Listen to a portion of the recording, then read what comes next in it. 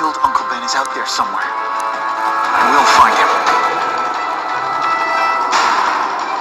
The Amazing Spider-Man 2 game feels like what would happen if you found a cursed monkey's paw and wished for the best web-slinging experience ever. For all of the fun you have swinging around New York City, it's cancelled out by boring Peter Parker segments, frustratingly dull combat, and annoyingly persistent glitches. Meanwhile, plot is tossed aside in favor of churning out an unsatisfying parade of supervillains. Traversal is much improved from 2012's Amazing Spider-Man game. Your web lines now have to actually attach to a nearby building or structure, so you're encouraged to swing close to the ground where taxis and other vehicles honk as you narrowly miss them. It's much more fun than flying high above them on webs apparently attached to clouds. Having the left and right triggers mapped to swinging with their respective arms is a nice addition too. The ability to alternate adds a tad more authenticity to Spidey's wild and fast swinging, as does cutting around a corner by using the inside arm. I never wanted to stop moving in The Amazing Spider-Man 2.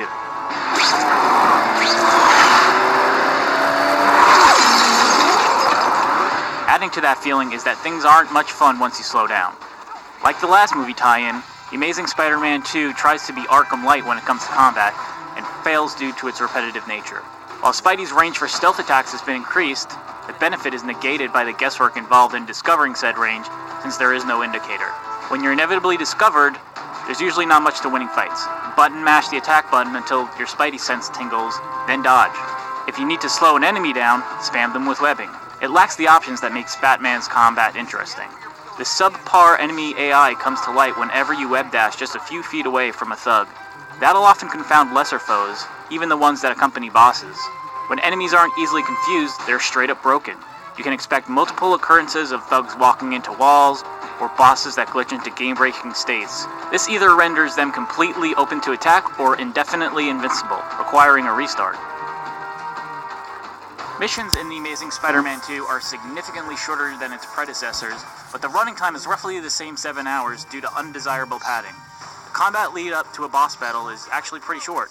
More often than not, you'll have to clear a single large room of enemies before progressing to the supervillain.